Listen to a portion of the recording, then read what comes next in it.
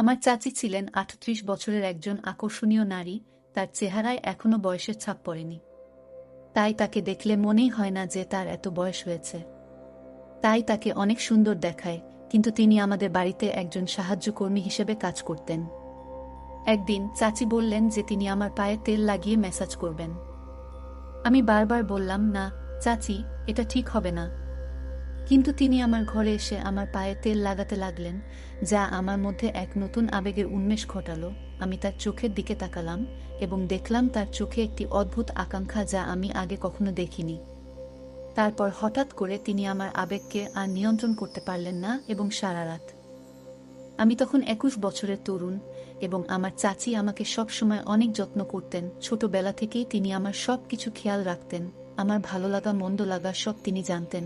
আমার গল্পগুলো তোমরা শুনো, কিন্তু সাবস্ক্রাইব করো না। দয়া করে গল্পগুলো ভালো লাগলে ভিডিওটি লাইক, শেয়ার এবং চ্যানেলটি সাবস্ক্রাইব করো প্লিজ। আমি কখনো ভাবিনি যে আমি আমার শৈশবে যেভাবে এত যত্ন পেতাম, সেই একই দৃষ্টিকোণ থেকে আমি আবার এমন কিছু অভিজ্ঞতা পাব। আমার মা বাবা ২ মাসের জন্য মালয়েশিয়া যাচ্ছিলেন এবং এই সময়ে মা বাড়ির দায়িত্ব আমার চাচিকে দিয়ে গেলেন। পরের দিন সকাল ১:০০টায়, যখন আমার মা এবং বাবা মালয়েশিয়া যাচ্ছিলেন, তখন পুরো বাড়ির দেখাশোনা করার দায়িত্ব আমার চাচির উপর এসে পড়ল। আমার চাচি সব জানতেন এই বাড়ির বিষয়ে। কোথায় কি রাখা আছে, কখন আমার খাবার লাগবে, যখন যা লাগতো চাচি আমাকে সাহায্য করত। তাই মা বাবা চলে যাবার পর তেমন অসুবিধা হয়নি চাচির। তিনি বেশ ভালো করেই এই সংসারটা চালাচ্ছেন। তাই আমারও চাচির প্রতি অনেক ভালোবাসা জন্মে। মা এটি শোনার পর বেশ চিন্তামুক্ত হলেন এবং মা বললেন, বাড়িতে কেউ নাই, তাই ভালো করে যেন আমরা থাকি। কোনো ধরনের অসুবিধা হলে যেন তাদেরকে আমি জানাই। চাচিকে দেখতাম আমার প্রতি তার ভালোবাসা দিন দিন বেড়েই চলেছে, যা আমাকে অনেক ভাবায় তুলছিল। আমি মনে মনে চাচিকে অনেক পছন্দ করতাম। তার চলাফেরা আমি সব সময় লক্ষ্য করতাম। চাচি আমাকে অনেক ভালোবাসেন। ছোটবেলায় তিনি আমাকে অনেক কিছু খাইয়ে দিতেন, আমার অনেক যত্ন নিতেন, যা আমার অনেক ভালো লাগত। সেদিন তার স্পর্শে এক অদ্ভুত অনুভূতি পেলাম। এত বছর পর তার সঙ্গে দেখা হওয়ায় আমি খুব খুশি হলাম। তার কাপড় সব নাকি নোংরা ছিল, পরিষ্কার করার নাকি সময় পায় নাই আমার বাবা চলে যাওয়ার কারণে। তাকে বললাম, তুমি মায়ের রুমে গিয়ে কাপড় পাল্টে নিতে পারো। আমি ভুলেই গিয়েছিলাম যে তিনি তখন মায়ের রুমে কাপড় পরিবর্তন করছিলেন। আমি মায়ের রুমে ঢুকতেই দেখি তিনি কাপড় পাল্টাচ্ছেন। তাড়াতাড়ি চোখ বন্ধ করে ফেললাম। তিনি দেখলেন আমি লজ্জা পেয়েছি এবং শান্তভাবে বললেন, সুমন, তুমি চোখ খুলে দেখো, আমি তোমার মায়ের শাড়ি পরে কেমন লাগছি। আমি ভীষণ লজ্জায় পড়ে গেলাম, তবে তার বয়স হলেও তাকে শাড়িতে খুব সুন্দর দেখাচ্ছিল। কিছুক্ষণের মধ্যেই তিনি শাড়ি পরে বেরিয়ে এলেন। আমি তার সৌন্দর্যে অনেক মুগ্ধ ছিলাম, কারণ তার চেহারার এখনো বয়সের ছাপ পড়েনি। তাই তাকে এত বয়সেও অনেক সুন্দর দেখাচ্ছিল। শাড়ি পরে তাকে খুব সুন্দর লাগছিল। এভাবে কয়েকদিন কেটে গেল। প্রায় ৫ দিন পর তিনি আমাকে ছোটবেলার স্মৃতিগুলো বলতে শুরু করলেন। আমি খুব আবেগপ্রবণ হয়ে পড়লাম, কারণ তার স্মৃতিচারণ আমার ছোটবেলার অনেক কথা মনে করিয়ে দিচ্ছিল। একদিন গোসল শেষে আমি ঘরে কাপড় পাল্টাচ্ছিলাম। তখনই তিনি এসে বললেন, সুমন, আমার কাছে এসো, আজ আমি তোমাকে একটি আরামদায়ক মালিশ করে দেব। এমন কথা শুনে আমি খুব অবাক হয়ে গেলাম। আমি বললাম, না চাচি, আমি নিজেই করব। আমি একটু লজ্জা পাই অন্যদের সাহায্য নিতে। এরপর আমি তাকে অনুরোধ করলাম, মালিশের চিন্তা বাদ দিয়ে রান্নাঘরে গিয়ে দেখি কি নাস্তা বানানো যায়। আমার বারবার অস্বীকার সত্ত্বেও তিনি আমাকে সহায়তা করতে জোর করলেন। আমি মনে মনে ঠিক করেছিলাম যে যতই তিনি জোরাজুরি করুন না কেন, আমি তাকে মালিশ করতে দেব না, কারণ এখন আমি বড় হয়েছি। আমাদের কিছু সীমার মধ্যে থাকা দরকার। আর আমি অনেক লজ্জা পাই। আমি চাচির দিকে মনোযোগ দিয়ে দেখলাম। তিনি তখন সেখানে বসেছিলেন এবং বললেন, তুমি আমার হাতে মালিশ করাতে দিলা না, কিন্তু আমাকে জামা পরতে দাও। আমি চুপচাপ মাথা নিচু করে তার সামনে দাঁড়িয়ে রইলাম। তিনি আমাকে আমার পোশাক দিলেন, তারপর তিনি আমাকে কাপড় পরাতে শুরু করলেন। সেই সময়ে আমার চাচিকে দেখে আমার মনে অনেক রকম চিন্তা আসতে লাগল। কিন্তু চাচি আমার পরিবারের একজন সদস্যের মতো, তাই আমি তাকে নিয়ে কোনো খারাপ চিন্তা করতে পারিনি। একদিন আমি চাচিকে বলেছিলাম যে তিনি যেন এই বাড়িটিকে তার নিজের মনে করে। এরপর তিনি এই বাড়িতে এমনভাবে থাকতে শুরু করলেন যেন এটি তার নিজের বাড়ি। একদিন আমি বন্ধুদের সাথে একটি পার্টিতে যাচ্ছিলাম। চাচি আমাকে জিজ্ঞেস করলেন, তুমি কোথায় যাচ্ছ? আমি বললাম, আমি একটি পার্টিতে যাচ্ছি। তখন তিনি বললেন, আর তুমি একা একা পার্টিতে যাচ্ছ? মাঝে মাঝে তোমার এই গরিব চাচিকে নিয়ে বাইরে একটু ঘুরতে নিয়ে যেও। একা একা আমি বাড়িতে কি করব? আমারও তো ইচ্ছা হয় বাইরে যাওয়ার। আমি তাকে বললাম, ঠিক আছে, আমি তোমাকে বাইরে নিয়ে যাব, তবে তোমাকে ভালো পোশাক পরতে হবে এবং ভারতীয় মহিলার মতো পোশাক পরতে হবে। চাচি আমার প্রস্তাবে রাজি হলেন। আমি মায়ের রুম থেকে একটি সুন্দর শাড়ি এনে তাকে দিলাম এবং বললাম, এটা পরো এবং ঠিকভাবে রেডি হয়ে নাও। যখন তিনি রেডি হয়ে বেরিয়ে এলেন, তখন তাকে দেখে আমি অভিভূত হয়ে গেলাম। মায়ের ঘর থেকে বেরিয়ে এসে তিনি এত সুন্দর দেখাচ্ছিলেন যে তার সৌন্দর্যের আভা আমাকে মুগ্ধ করেছিল। তিনি আমার মায়ের ঘর থেকে আধা শাড়ি পরা অবস্থায় বেরিয়ে এলেন। সাজগোজে তাকে একেবারে মডেলের মতো লাগছিল। তাকে দেখে আমি চোখ নামিয়ে নিলাম। তিনি বাইরে বের হওয়ার সময় দরজার সাথে ধাক্কা খেয়ে আমার উপরে পড়ে গেলেন। আমি কিছুটা লজ্জা পেলাম এবং তাকে সরানোর চেষ্টা করলাম, কিন্তু তিনি তখনও ছিলেন। আমি হঠাৎ অনুভব করলাম যে আমাকে সামলে উঠতে হবে এবং তাকে ধীরে ধীরে সরে যেতে বললাম। তারপর তিনি সরে গেলেন। তার স্যান্ডেল খুলে রেখে আমি মায়ের একটি সাধারণ স্যান্ডেল দিলাম। আমরা দুজনে গাড়িতে করে পার্টিতে যাচ্ছিলাম। পার্টিতে গিয়ে আমার বন্ধুরা তাকে দেখে ভাবল তিনি আমার বান্ধবী, মানে আমার গার্লফ্রেন্ড। চাচি সেই ভুল ভাঙানোর পরিবর্তে সবার সামনে বললেন, তিনি আমার বন্ধু। পরে পার্টি শেষে আমি তাকে জিজ্ঞেস করলাম, তুমি কেন এমন করেছিলে? আমি তাকে জিজ্ঞেস করলাম। তিনি হেসে বললেন, তোমার বন্ধুরা যখন ভাবল আমি তোমার বান্ধবী, তখন তোমার মুখে যে বিস্ময় ছিল তা দেখতে চেয়েছিলাম। তাই আমি বলেছি আমি তোমার বন্ধু। যদি এতে কোনো অসুবিধা হয় তবে আমি দুঃখিত। আমি বললাম, দুঃখিত বলার কিছু নেই, তুমি যা করেছ সেটাই ঠিক ছিল। তিনি বললেন, আমি তোমাকে ছোটবেলা থেকেই চিনি, তাই তোমার চিন্তাগুলো বুঝতে পারি। আমি মুচকি হাসলাম। এরপর তিনি বললেন, এখন সবাই আমাদের বন্ধুত্বের কথা জেনে গেছে, আমি তোমার বন্ধু হতে চাই।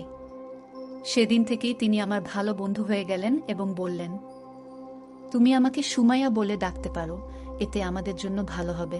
তিনি একজন মহিলা, তাই প্রথমে তাকে সুমাইয়া বলে ডাকতে কিছুটা লজ্জা পেলাম। তবে তার নাম বলার পর তিনি খুব এক অদ্ভুত প্রতিক্রিয়া দিলেন, যেন লজ্জা বোধ করছিলেন। পরে আমরা ক্লান্ত হয়ে ঘরে ফিরে গেলাম।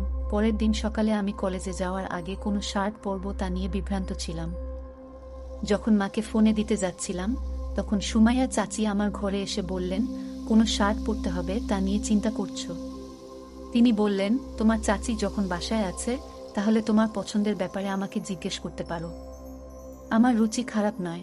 এরপর তিনি আমার পছন্দের একটি শার্ট দিলেন এবং আমি তা পরে কলেজে রওনা দিলাম। বিকেলে তিনি বললেন, তুমি খুব ক্লান্ত লাগছ, চলো আজ তোমার মাথায় তেল মালিশ করি। তিনি আস্তে আস্তে আমার মাথায় তেল মালিশ করতে লাগলেন। পরদিন সকালে ঘুম থেকে উঠে দেখি তিনি আমার পায়ের কাছে ঘুমিয়ে পড়েছেন। আমি আতঙ্কিত হয়ে বললাম, আপনি এখানে কেন? তিনি বললেন, আমি শুধু তোমার কাঁধে হাত দিয়েছি, তাতেই তুমি ঘুমিয়ে পড়েছ। তোমার মা কি কখনো তোমাকে মাসাজ করেনি?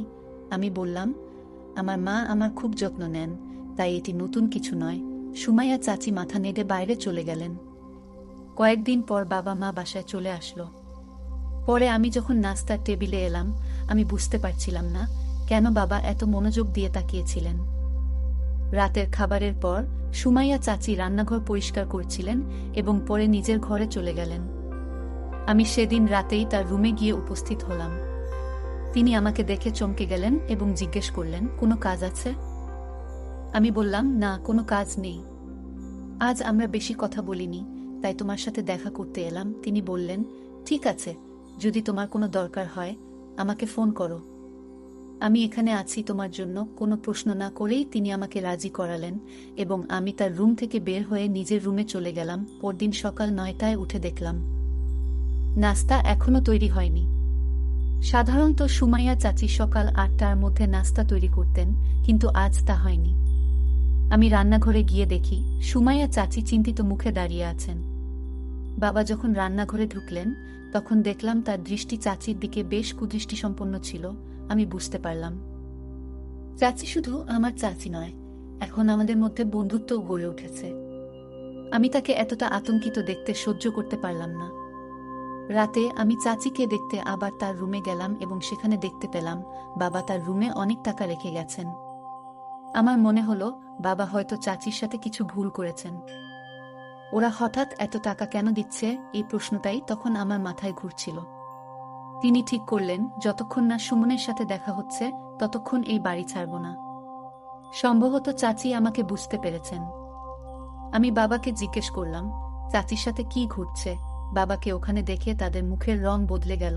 আমার বাবা মা আমাকে আমার রুমে যেতে বললেন, কিন্তু আমি বললাম আমি এখান থেকে কোথাও যাব না, আমি জানতে চাই আপনি সুমাইয়া চাচির সাথে কি করেছেন। তখন চাচি আমাকে জড়িয়ে ধরে কাঁদতে শুরু করলেন। তিনি বললেন, সুমন, আমি যখন থেকে এই বাড়িতে এসেছি তখন থেকেই তোমাকে সবকিছু বলতে চেয়েছিলাম, কিন্তু সাহস পাইনি। আমি তাকে সান্ত্বনা দিলাম এবং বললাম, তুমি যা বলেছ তা সত্যি ছিল, তাই কোনো দোষ নেই।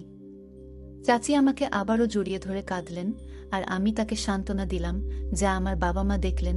মা বাবাকে নিয়ে চাচি বললেন, যদি কোনো গরিব মহিলার সাথে খারাপ কিছু করেন তা আমি মেনে নেব না। তখন আমি চাচিকে বললাম, চুপ থাকাই ভালো হবে, এখন চুপ করে এখান থেকে চলে যান। হঠাৎ করে চাচি চিৎকার করে বললেন, আমি আর চুপ থাকতে পারবো না, আমি সুমনকে সব সত্যি বলবো। তিনি বললেন, তুমি জানো না যে তোমার আসল মা রুমি, যিনি কয়েক বছর আগে এই বাড়িতে কাজ করতে এসেছিলেন, দুটি যমজ সন্তানের জন্ম দিয়েছেন। তাদের মধ্যে একজনকে আমি পালন করছি। তুমি আমার চাচি হিসেবে মেনে নিতে চাইলে আমি তোমাকে সব বলবো। আমি হতবাক হয়ে বললাম, এরা আমার মা বাবা নয়, তুমি তাদের সত্যি বলবে? চাচি বললেন, আমি জানি তুমি আমাকে হারাতে চাও না, কারণ আমি তোমার ভালোবাসা ও যত্ন দিয়েছি। আমি পুলিশের কাছে গিয়েছিলাম, কিন্তু আমার যমজ ভাইয়ের কারণে কিছু করতে পারিনি। আমি তাকে বললাম, তুমি সব সত্যি বলেছ, কিন্তু আমার কোনো কষ্ট হয় না, কারণ আমার বাবা মা আমাকে খুব ভালোবাসেন। চাচি বললেন, কয়েক বছর আগে তোমার মা মারা গেছেন, তাই তোমার বড় ভাইকে টাকা দেয়া হয়নি। সে সঠিক মূল্য পায়নি, অবস্থা খুবই খারাপ ছিল, নানা জায়গা থেকে চুরি করে টাকা উপার্জন করতেন। সেই সময়ে তিনি আমার বাবা মায়ের কাছ থেকেও কিছু টাকা চুরি করেছিলেন। তিনি একবার আমার বাবা মায়ের কাছে লক্ষ টাকা চেয়েছিলেন, কিন্তু বাবা মা এত বড় অঙ্কের টাকা দিতে অস্বীকার করেছিলেন। তখন তিনি কিছু টাকা দিয়ে আমাদের বাড়ি থেকে চলে যেতে বাধ্য হন। তিনি আমার বিশ্বাস অর্জনের অনেক চেষ্টা করেছিলেন, কিন্তু তার সত্য প্রকাশ পাওয়ার পর তার প্রতি আমার সমস্ত ভালোবাসা এক ঝটকায় হারিয়ে যায় কয়েক বছর আগে। আমার বাবা মা সুমাইয়া চাচি আমাকে দত্তক নেওয়ার জন্য টাকা দিয়েছিলেন, কিন্তু তিনি সেই টাকা সঠিকভাবে ব্যবহার করতে পারেননি এবং আমার বড় ভাইকেও সঠিকভাবে লালন পালন করতে ব্যর্থ হন। যদি তিনি তার সময় এবং অর্থের মূল্য বুঝতেন, তাহলে আজ তিনি বেঁচে থাকতেন এবং নিজের পথে সফলতা অর্জন করতেন। কিন্তু চাচি তাকে ভালো মূল্যবোধ বা শিক্ষা দেননি, তাই আজ তিনি মিথ্যার আশ্রয়ে জীবনযাপন করছেন। টাকার চেয়ে সঠিক মূল্যবোধ ও শিক্ষার গুরুত্ব অনেক বেশি। আপনি টাকা দিয়ে ভালো পোশাক কিনতে পারেন, কিন্তু ভালো মূল্যবোধ কিনতে পারেন না। কিছু সময়ের জন্য সুখ পাওয়া যায়, কিন্তু এক সময় এসে বুঝতে হয় যে মিথ্যার আজও দীর্ঘস্থায়ী হয় না। গল্পটা কেমন লাগলো জানাতে ভুলবে না। আরও মজার মজার রোমান্টিক গল্প শুনতে চাইলে ভিডিওটি লাইক, শেয়ার এবং চ্যানেলটি সাবস্ক্রাইব করতে এবং বেল আইকনটি ক্লিক করতে ভুলবে না। ধন্যবাদ।